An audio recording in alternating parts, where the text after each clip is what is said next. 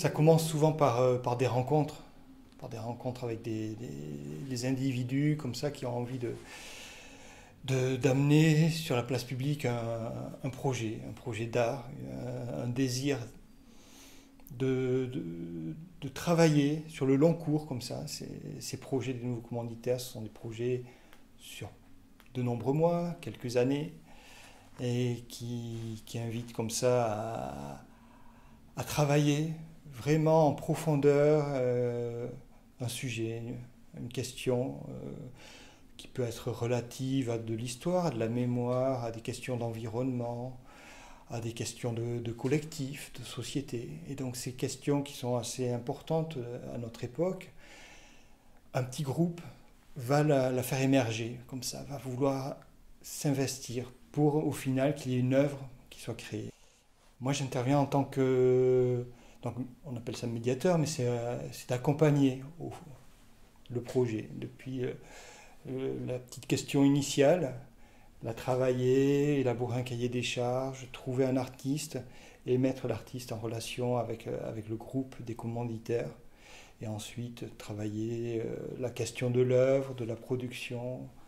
En effet, les institutions, les élus sont présents parce qu'ils peuvent également participer, jeter un œil, accompagner, faciliter le projet par leurs compétences, qui sont parfois des compétences techniques ou des apports financiers. Mais en tout cas, comme à la base, ces nouveaux commanditaires, ce sont des projets de citoyenneté, de démocratie, il est important en effet que les pouvoirs publics soient dans la boucle. J'étais médiateur nouveau commanditaire, ce programme qui est régi par un protocole qui dit aujourd'hui n'importe quel citoyen doit pouvoir passer une commande à des artistes ou des chercheurs. Ces personnes, ils ont une grande connaissance de leur culture, de leur territoire. Et c'est très riche de mettre des artistes pour un peu pour les esbrouer, enfin pour les décaler un peu, pour faire que bon, on puisse imaginer d'autres choses, enfin, se mettre en état d'anticiper.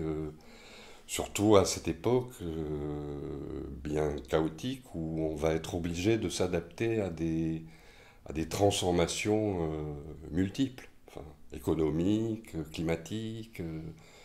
Donc voilà, il faut peut-être commencer à travailler chacun sur ces transformations.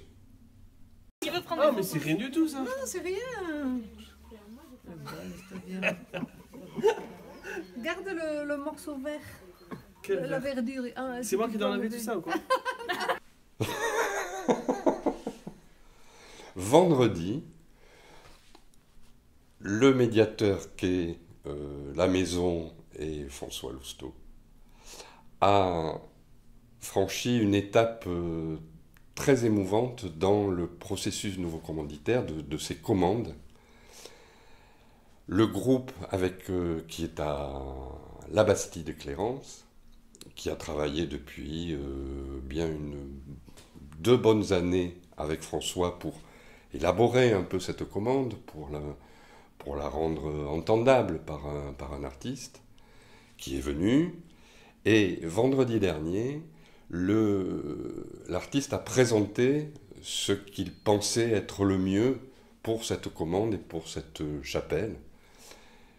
Et pour moi, c'est un moment très très émouvant. Ce que leur propose l'artiste correspond absolument à ce qu'ils avaient même pas rêvé.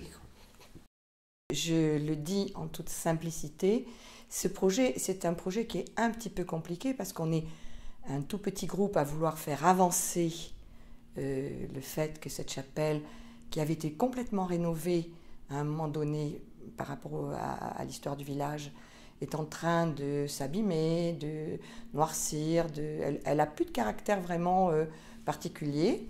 Et donc ça nous plaisait beaucoup, l'idée de la refaire, de l'embellir. Mais on ne s'improvise pas dans ce travail-là. Il faut apprendre.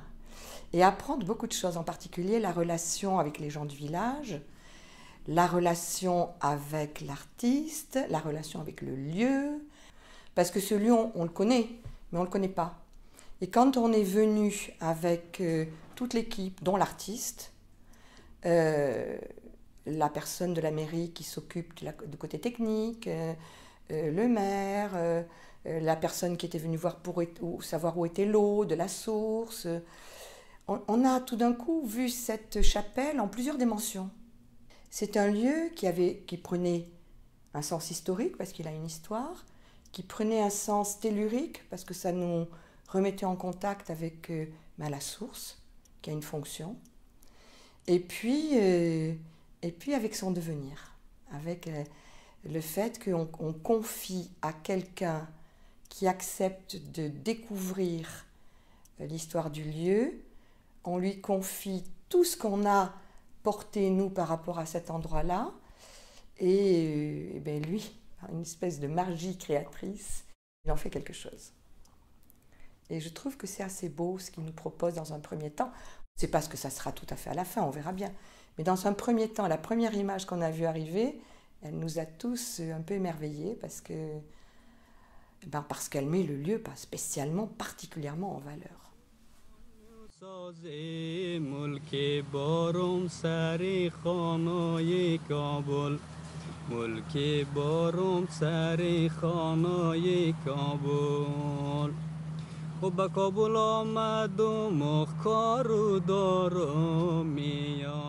Et petit à petit, nous avons trouvé le moyen de travailler ensemble.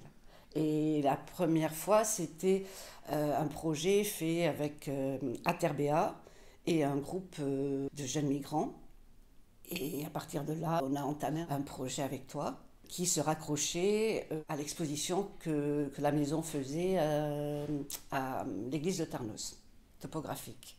Et effectivement, puis aussi s'accorder un temps de bien-être dans un lieu artistique. Enfin bon, c'est tout un univers qu'ils ne se permettent pas au regard de leur précarité sociale, tout simplement.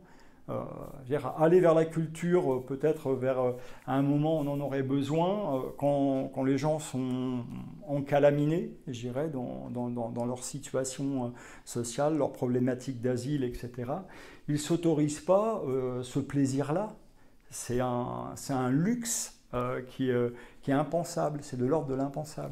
Il y a une reconnaissance à la fois sociale, culturelle, et voilà, d'être mon égal, quoi. Tu es mon égal, je ne suis pas l'autre avec un grand A majuscule, quoi. Donc là, on commence à mettre ça de côté et rentrer dans une relation d'égalité, ouais, tout simplement, ouais, et commencer à se frotter à la citoyenneté.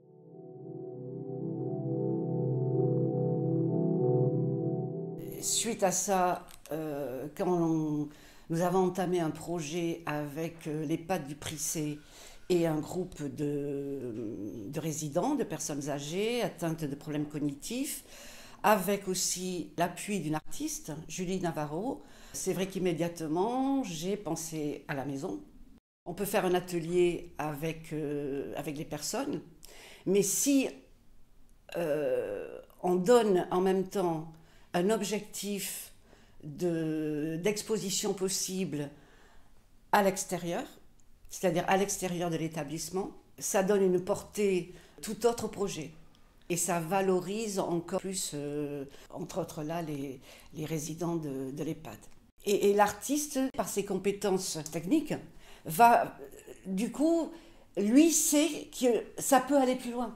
Que ce que les personnes ont fait, bon, c'est bien, mais que si on leur donne juste une petite indication supplémentaire, ça va leur permettre d'aller beaucoup plus loin dans leur production. C'est ça, là, c'est là où est le côté irremplaçable de l'artiste.